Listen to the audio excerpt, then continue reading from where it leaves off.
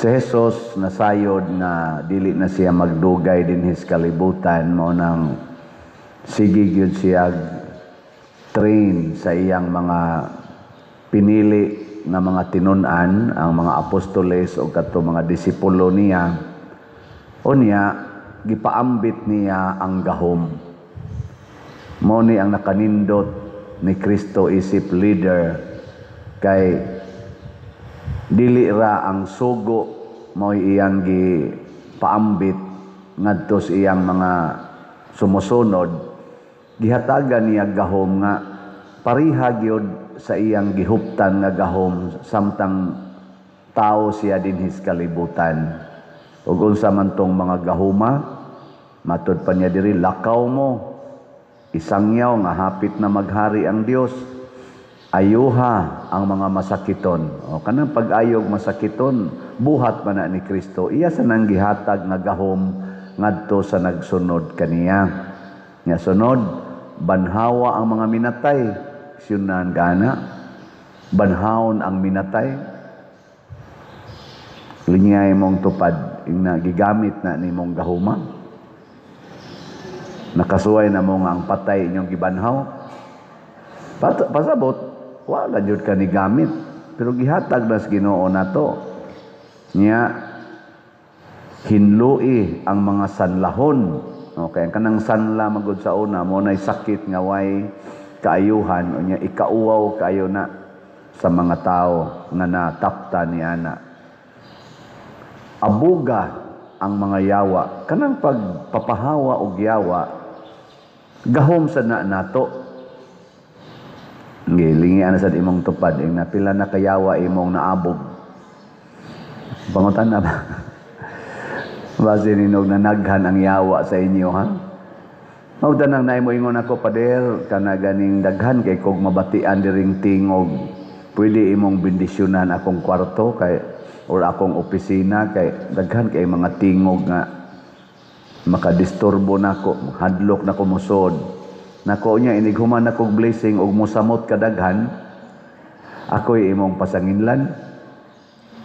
Ngano man, kay ang tinuod yung problema, dili tungod kay wa blessingi ang kwarto or opisina. Ang tinuod nga problema, ang nagpuyo didto, ang nagtrabaho didto, wa mo gamit sa iyang gahom. Unay problema? Dili ang problema ang masakiton nga di maayo. Hala, siging pahiling, siging healing. Pero ang gihilingan, binunyagan, nagsigig simba, wa mo gamit sa iyang gahom. Di ba? Gipakatug lang. Paragod nato god, kitang mga Filipinos unsa may atong gahom. Isip citizens of the Philippine country. Naa sa konstitusyon. We are the government. Government emanates from the people, for the people, of the people. Pero nga naman nga purti mang pangawat aning ato rong mga leaders. Nganong wa man gina sila mabadlong, nganong wa man gina sila mailisi. Tungod kay kitang mga Pilipino, sige lang duko, di gyud mo tingog, di sa gyud mo insister paggamit sa atong gahom. Labi na gyud ang pagpapahawa anang yawa sa korupsyon. Panahon sa eleksyon, dawat lang gyapon ta silang ihatag. Ako di man gyapon kumusugot anang moingon nga gihatag na dawata lang kay total imo man ato man sa nang kwarta. Ayaw dawata. Tudloi sila nga ayaw na ipanghatag namo kay amo na gamitan na sa pag-alagad namo o sa pagtuman sa imong mandato. Dili kay ipanghatag na nga imo ming ulu-uluhan nga ikaw kunuhay mo mayong manghatag. Kay ang tawag ana unsa man, vote buying, panikas, basta panahos eleksyon. Kanang way eleksyon, paghimog mga proyekto, sige raman sa panghatag, mao bago na'y gisugo na to anang mga executive, apil ng legislative, manghatag man sad sila maayo na, perting dagko ag budget karon ay. 2026, 6 point, pila na sana? Basta murag 6.6 ba to o 5 ba to? Ang atong budget na sa trillion. Nya ang ato kunong income na aras mga 4 trillion. So pasabot, utango na sad ang around 1.5, 1.6 trillion. Nya kurakoto na sad ang labing minus 1 trillion. Nganong wa man na sila mabadlong kay wa na to gamita ang atong gahom diha sa konstitusyon. Kita ang mga tao mautay gamhanan, kitay gailik ana nila. Magpadara man sa taan ang ilang hatag-hatag. Nganong magpailad pamanta kay wa ta mo gamit sa atong gahom. Mo na bitaw inigrally na to, labi na magrally, nya dako nga rally, tawa di ba mga ratol ng ato mga government officials magkabuang og pang-hire og mga pulis, sala thousands mga pulis in town, luoy kayo pabantayon anang karsada. Nganong nag-hire man og mga pulis, mga executive nga kanang garali diha imo man ang employer imo man ang amo. Kalisod sa dana ang amo mo duol ngadto sa iyang sulugoon, ang sulugoon gapaback up og pulis. Unsaon man niya, iyang hinginlan, iyang babagan ang iyang amo. Tanawa unsa kabuang ang ilang gibuhat, ang amo nila ilang ipadakop sa pulis. Unyag musulti ang ilang amo nga wa ko kauyo nimo kay kawatan kay ka, ilang ipadakop. Ngano man kay nagrambol na ang atong paggamit sa gahom.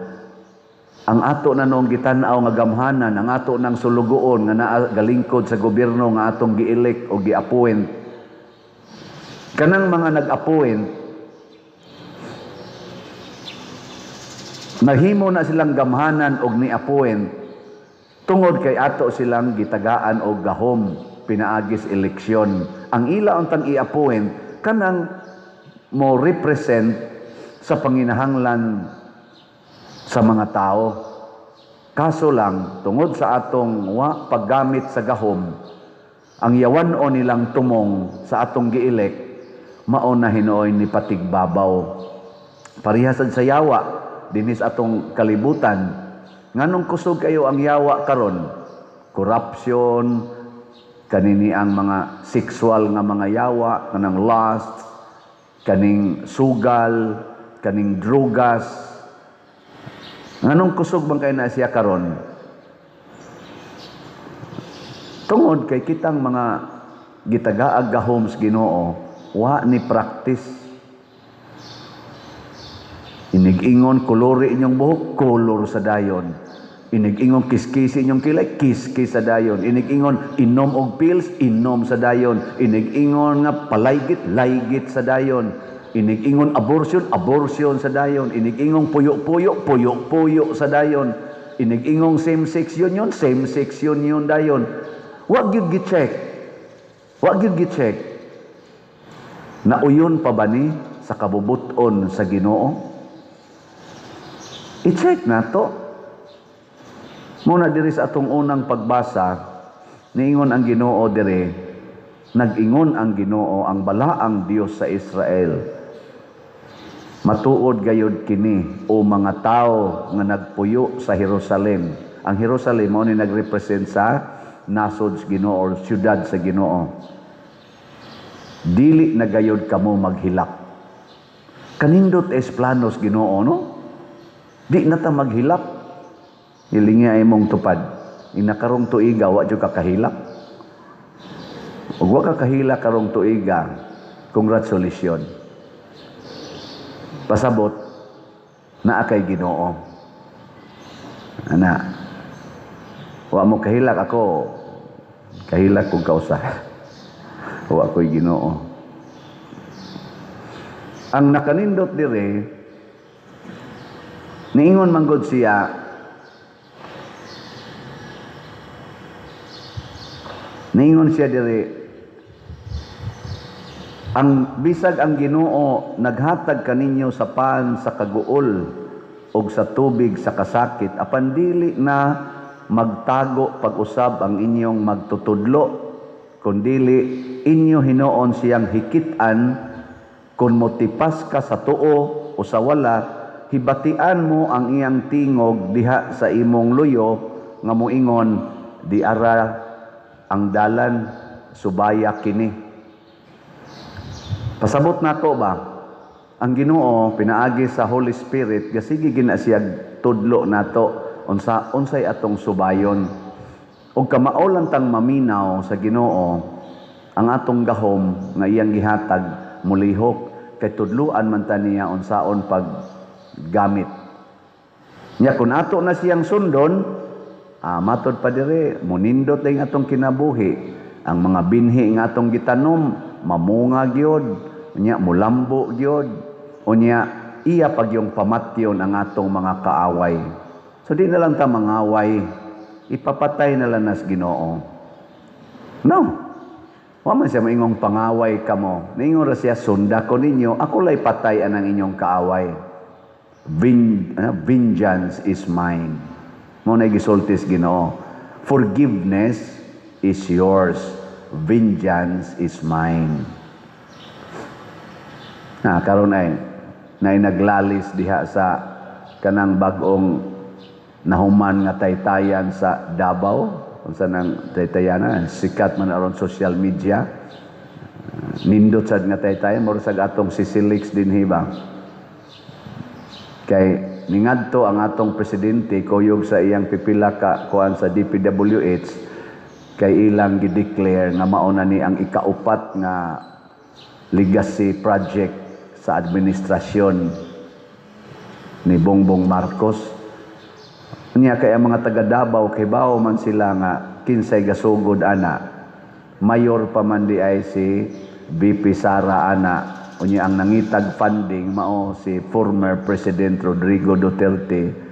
Mga 1.5 billion ang gihatag sa China, Republic of China, para ana wa gi gasto bisan gamay ang Pilipinas. Murag regalo na sa Republic of China ngadto ni President Rodrigo Duterte para sa gikinahanglan sa ilang syudad sa Davao, diin si BP Sara mao'y mayor. Nya karon pa siya nahuman, gasugod na 2018 kay ang papers tanan, ang pagtrabaho karon pa nahuman.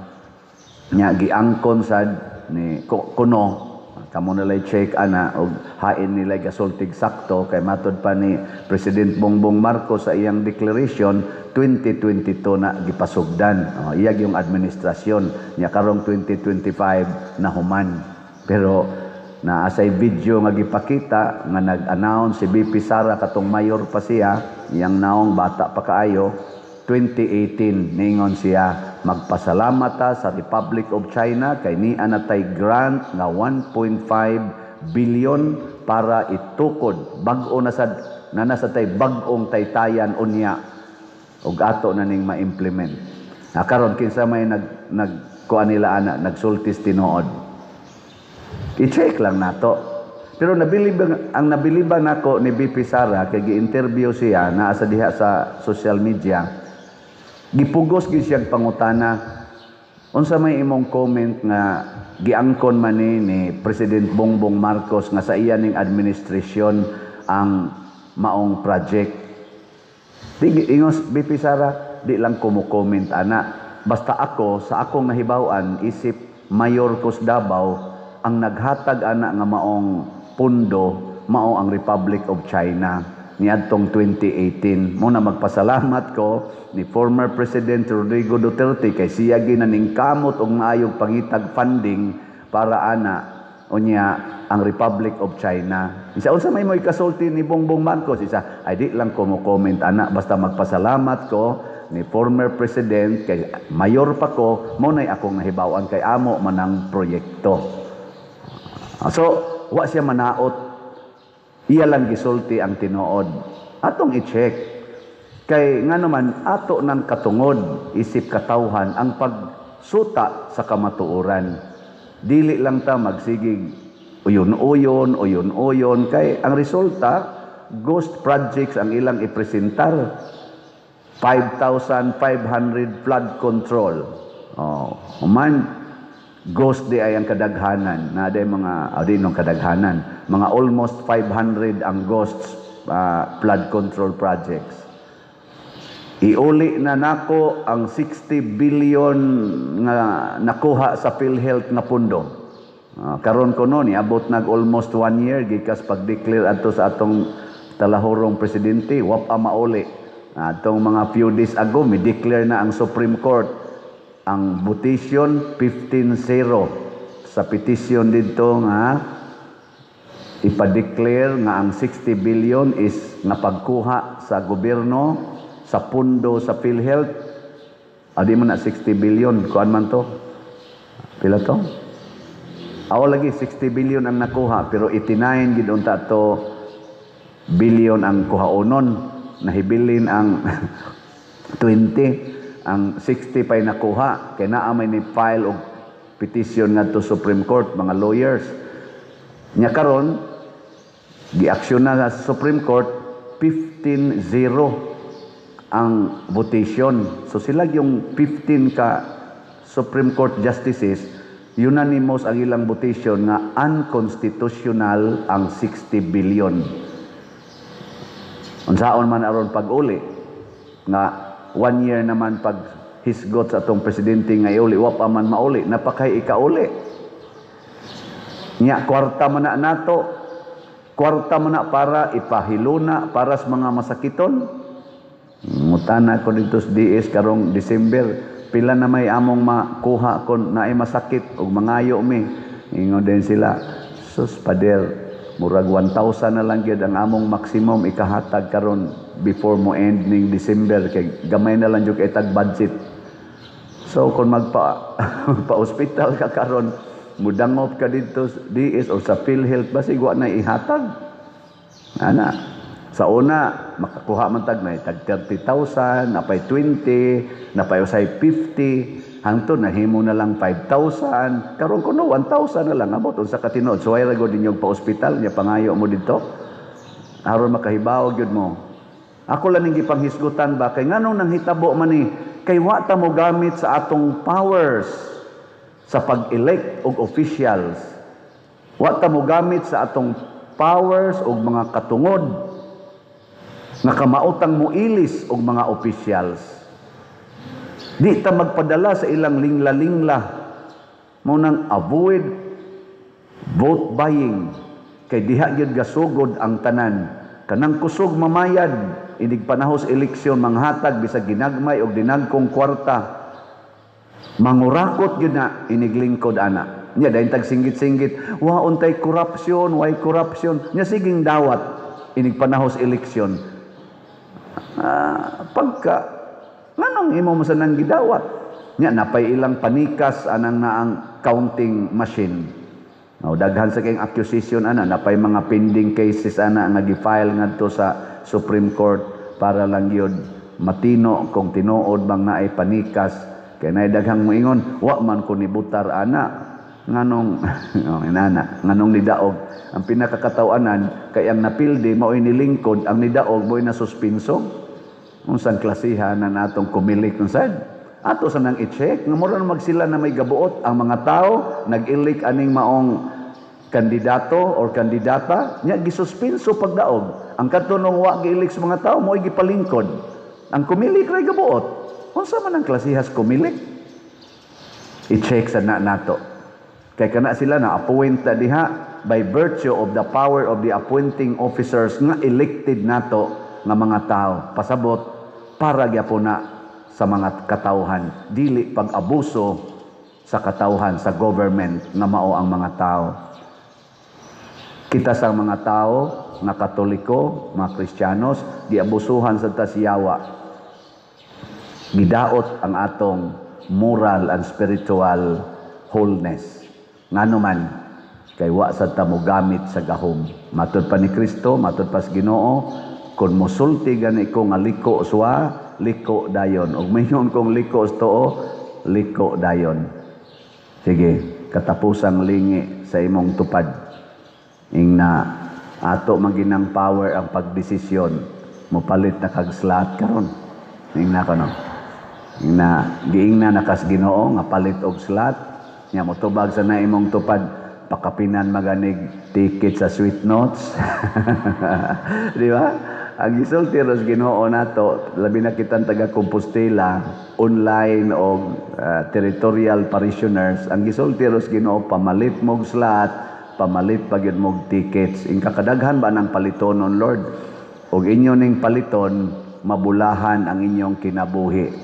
Kay makapanindot ni sa inyong kahimtang og sa inyong simbahan og sa simbahanan.